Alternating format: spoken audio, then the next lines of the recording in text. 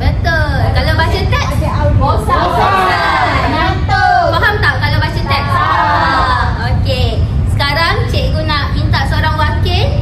Boleh? Untuk jawab soalan cikgu. Okey, soalan cikgu macam ni. Senaraikan berapa plot yang kita belajar tadi. Okey, siapa yang fikir dulu? Lepas tu siapa rasa nak jawab angkat tangan. Boleh?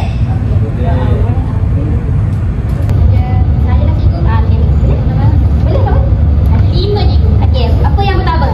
Permulaan, betul. Perkembangan. Betul. Lepas tu climax. Betul. Apa lagi yang cikgu? Peleraian. Okey, yang terakhir? Itu kesimpulan. Betul. Okey, bagi tepuk tangan untuk kawan-kawan. Sekarang cikgu nak seorang lagi. Siapa jawab betul dia dapat hadiah. Nak hadiah tak? Okey, sekarang ni tadi kan kita dah belajar nilai. Ada berapa nilai dalam sastra Panji yang kita belajar tadi? Ada berapa fikir? 3, betul. Sekarang cikgu nak seorang bangun bagikan satu contoh sahaja nilai yang kamu pelajari. Nilai dengan peristiwa yang kamu pelajari. Seorang je cikgu nak. Siapa nak dapat hadiah? Saya cikgu. Okey, boleh? Apa tu? Nilai yang saya dapat daripada pembelajaran pada hari ini ialah nilai kasih sayang. Betul. Dalam sastra Panji ni, watak utama dia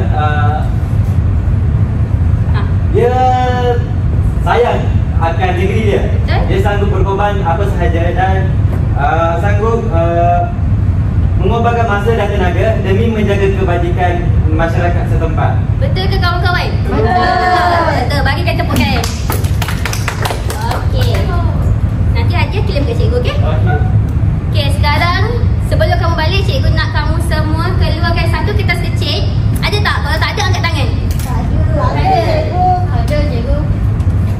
Okey, cikgu bagilah, kan? Betul, sticky note.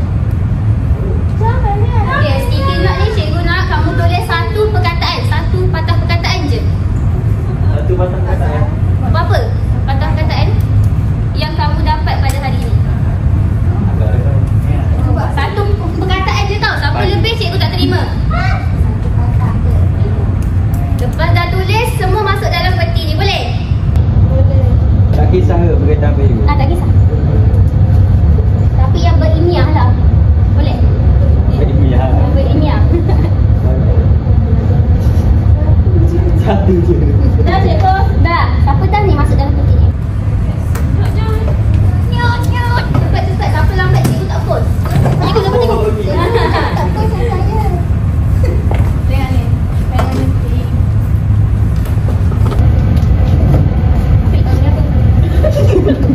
Boleh lah. Cerita.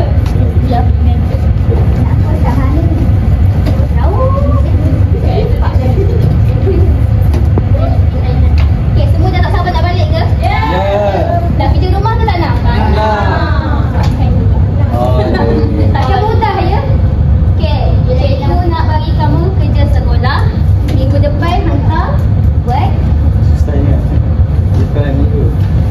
Lepas tu ala-ala dah buat kerja sekolah, cikgu nak kamu balik, baca balik sastra Panji ni dan cari watak dan pewatakan. Sebab apa? Minggu depan kita nak belajar pasal watak dan pewatakan. Okey? Okey, sebelum balik cikgu nak bagi nasihat sikit. Boleh? Boleh. Kita sebagai manusia kenalah sentiasa berkasih sayang antara satu sama lain. Jadi insan yang berguna. Jangan bercinta. Kita buat baik dengan orang. Okey. Okey.